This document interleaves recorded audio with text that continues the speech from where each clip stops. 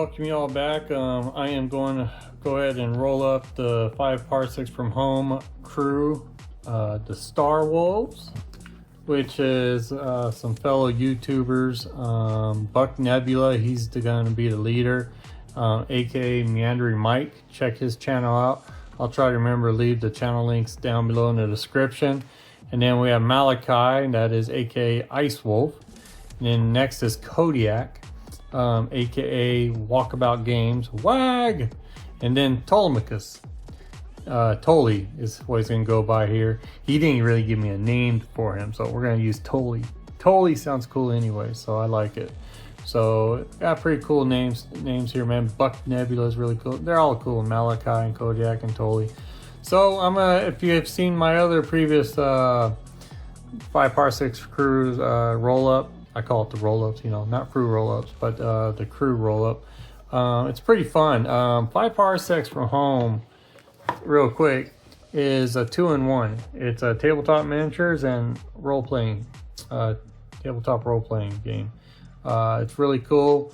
You do play a miniatures game in your missions, quests, whatever, and then you go back to rolling the dice. If you love dice chucking games, this one's for you. If you love the D100, D10s, and D whatever tables to roll on, this is for you.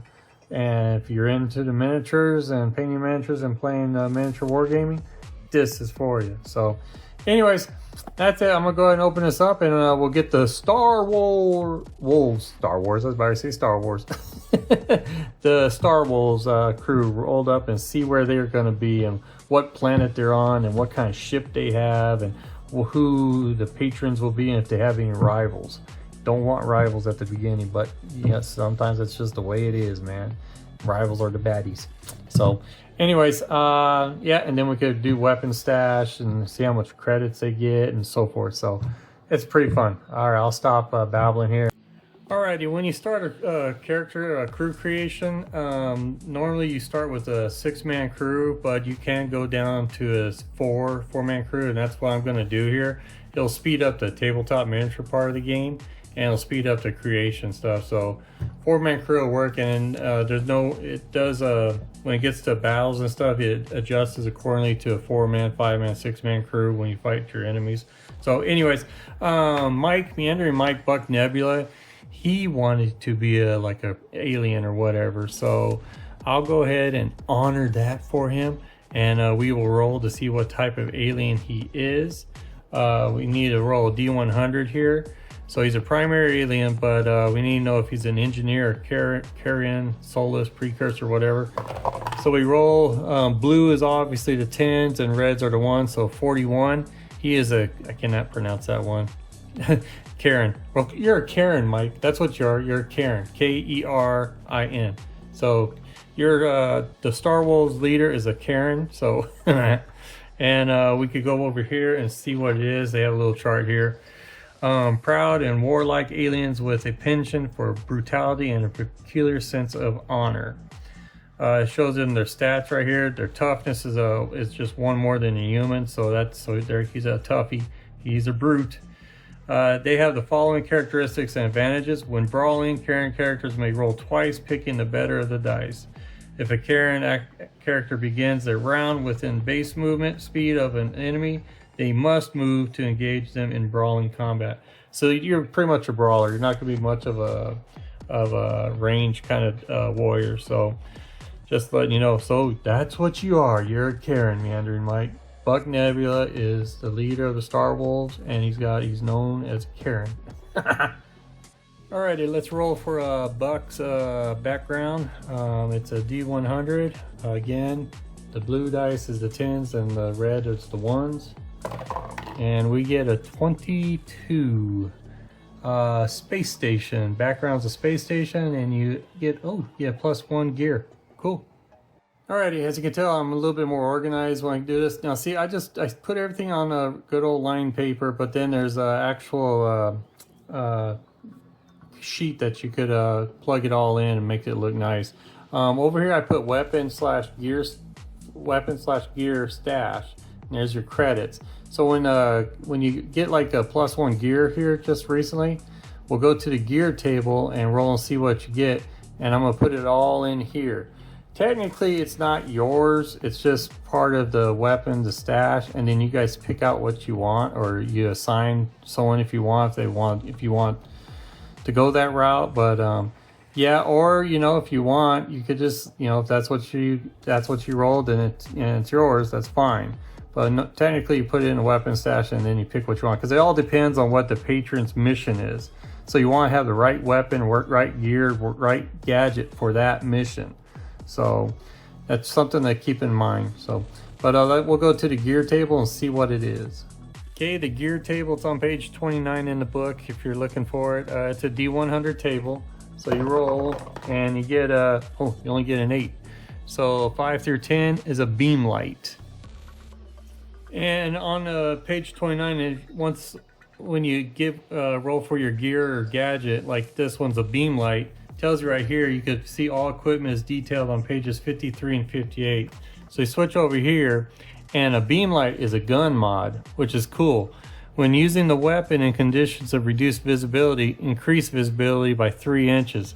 So you attach that onto your weapon and you get an extra 3-inch range. Pretty cool. Now that we did the background table for Buck Nebula, what's his motivation? It's a D100 table, and we get 81.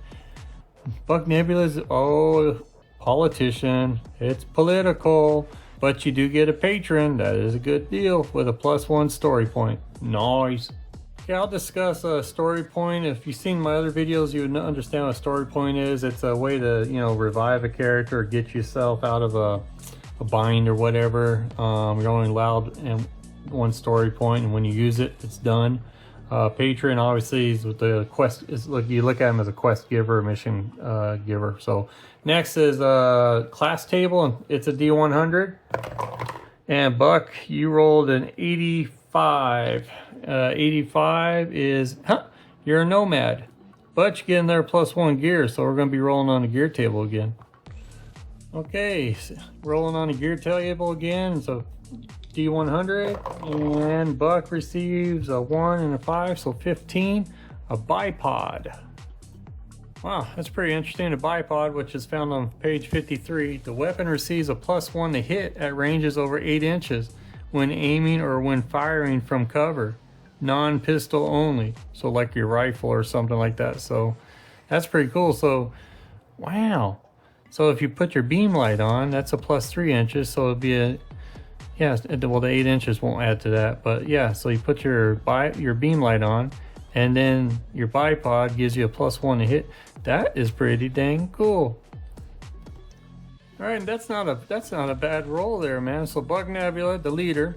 That means you also, when you're a leader of a crew, you get a +1 luck. You're also a Karen. I can't. It's weird. What weird alien name? Your background space station. So obviously you've been on a space station for a while, or that's what you know, or and that's where you reside, and blah blah blah, or you know. And then your motivation's political, so I could see that being on a space station. You're schmoozing with Congress dudes or council dudes of whatever worlds and blah blah blah and stuff. So and you know people. That's how you got that patron. So and you got the +1 story point.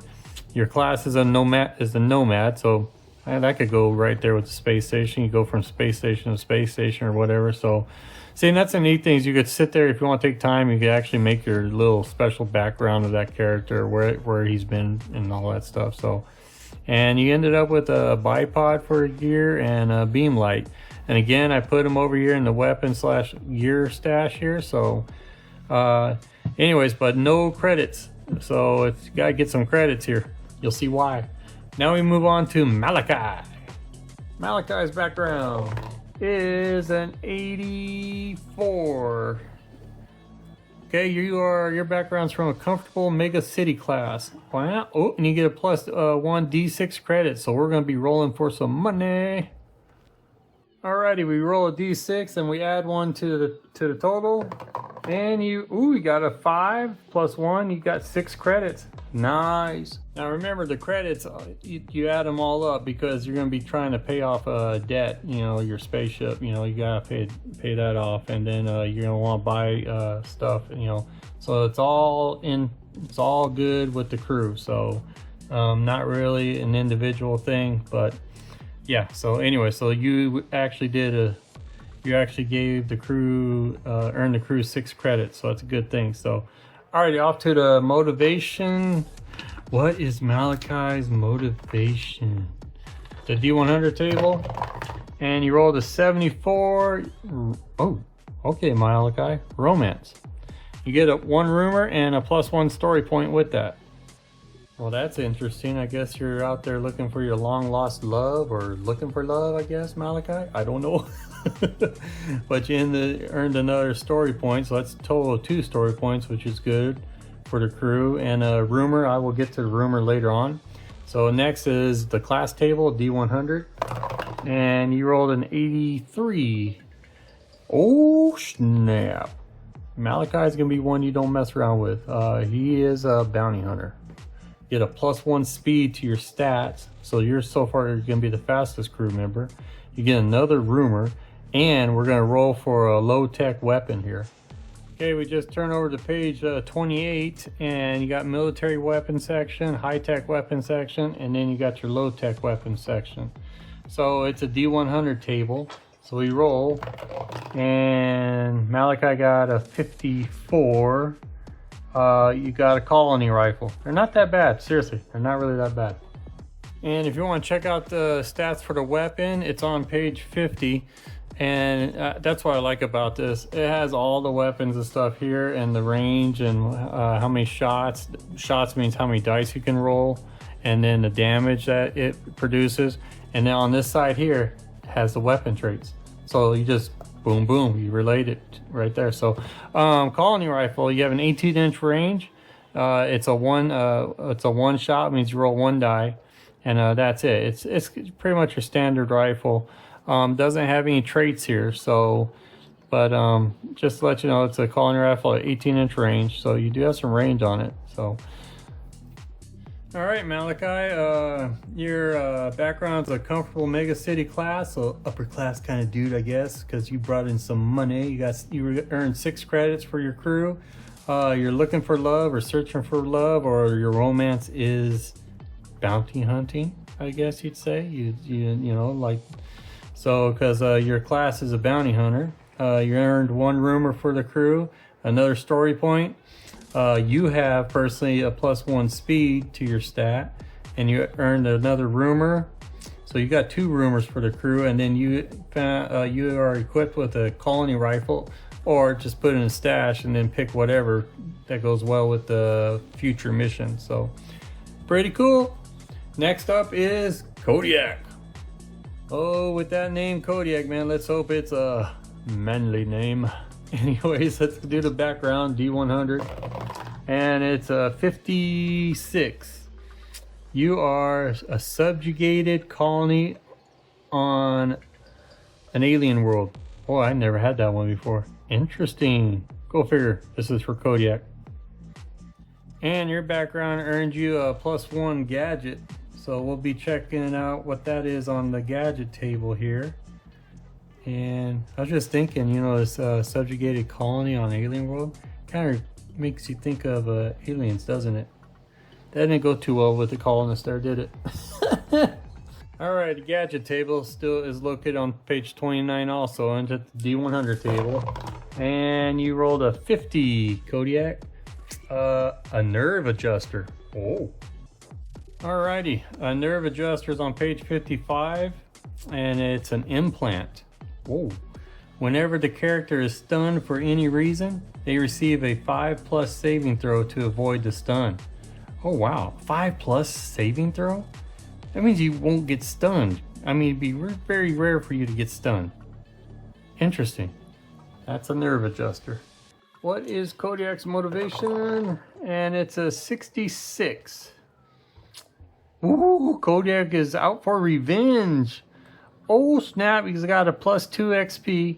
Ah, crap. And well, if you're going out for revenge, you might as well have a rival, I guess. So you have a rival following you. Kodiak's class D100, and you rolled a 32. Kodiak. Kodiak, you're an agitator. No wonder you're. Oh crap! You got another rival, dude. Kodiak, what's wrong with you? You're not a nice dude. Okay, Kodiak, he's a bad man. Not as bad as Malachi, who's a bounty hunter, but close to it. Kodiak's more like a big bully. His background is a subjugated colonist on an alien world. He earned a nerve adjuster. He performed self-order. I put it there in the stash.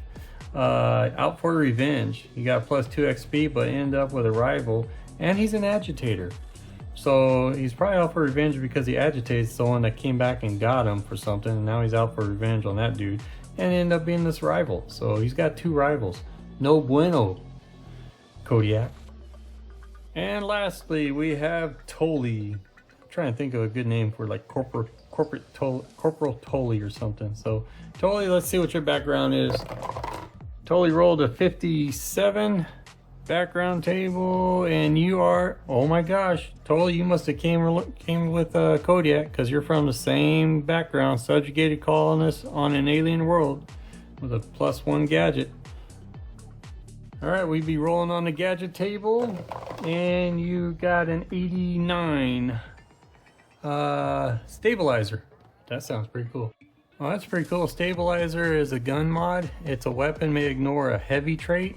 So if you go to the weapons section and to the traits here, it's a -1 penalty to hit if the firer moved this round. So you can move around and not suffer a penalty to hit when you shoot. So that's pretty cool to have. Alrighty, Toley's motivation. What's his motivation? You guys need some money. You only got 6 credits right now. And Toley rolled an 83 on the motivation table. He is, God, you're a politician, Toley. You earned a patron and an extra story point. Alright, Toley, we're rolling for the class table, and you rolled a 47, which makes you, oh, cool, you're a trader. +2 D6 credits. Toley gonna bring some money in.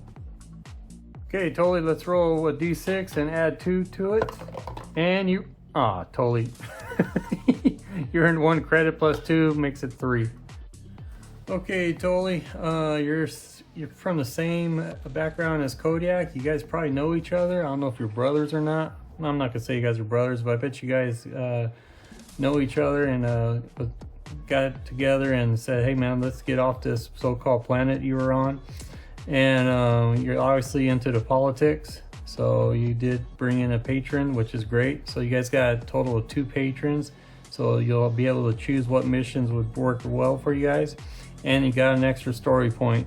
You are a trader, so that's awesome. And +2 D6 on credits, which earned you, the crew, 3 credits. So the crew has a total of 9 credits right now. Okay, here's some fun stuff here. We're doing ship details. How much debt you start the game in. And we'll find out the hull points for the ship and if there's any special traits. What you do is you roll on the ship table here. It's a D100, and we'll do that real quick. And you got a 18. You have a retired troop transport.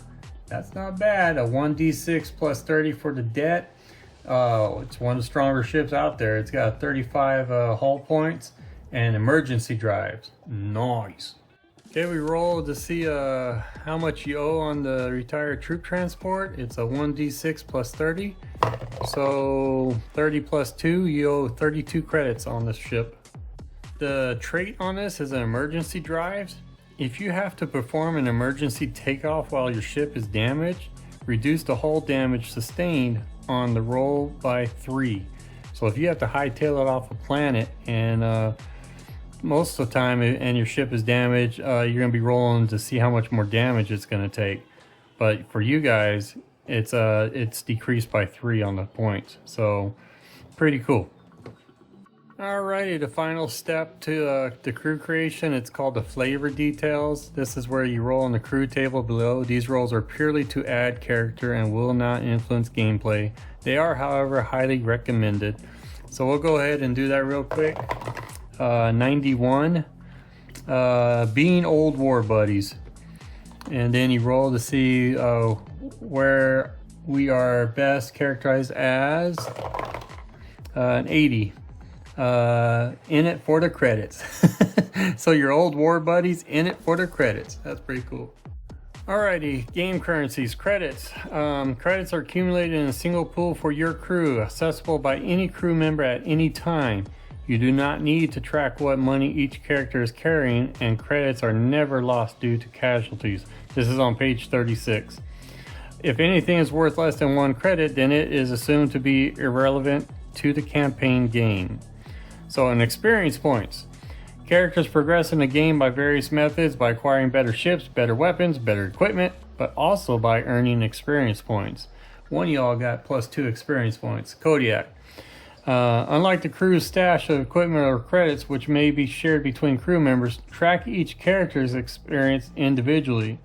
When they have enough, they will be able to spend them to buy character upgrades, which increase that character's statistics.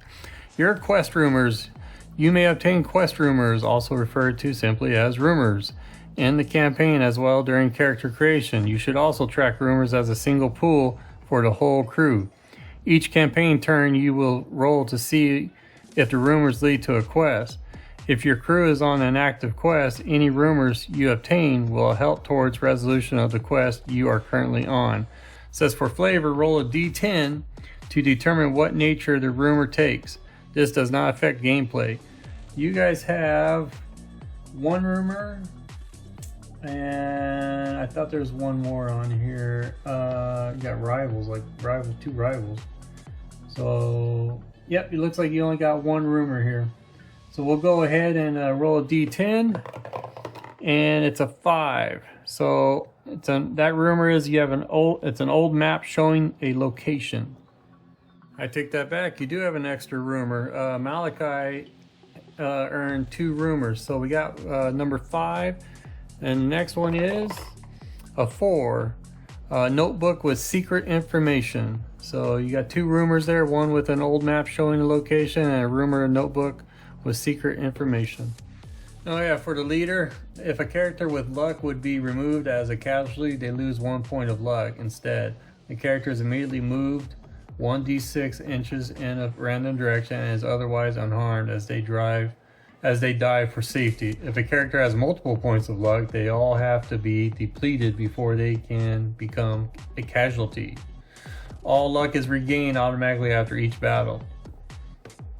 Alrighty, I will end the video here. Next up will be the starwolves campaign and battle setup, just like I've done for the previous 2 crews. The Ironclad Company, which is mine, and then the Hellhounds, which is a lot of fellow YouTube channel content creators and all that. So I mean, Mythos and Gamers with Coffee, and Wolf Brother Gaming and all that. So anyways, this is gonna be fun. And I got 1 more crew that I decided to do. They seem to like they don't mind if I go ahead and put them in this game, 5 Parsecs from home, and that'll be the 3rd group. And then that was my goal, and it will keep me busy for a while. So, and I'm gonna have a blast playing this. This is one game that you guys need to learn, need to try out. So 5 Parsecs from home, and Ivan Sorensen, he's an awesome creator, and he's got 5 leagues from Borderlands out there and quite a few others out there. So check him out. His company is Nordic Weasels, and the Parsecs and the 5 leagues is produced by Modifius. So alrighty, I will see you on the next video, and thank you for watching this. If you have any comments or advice or anything, put them down below in the comment section there, and I will talk to you later on. Bye bye.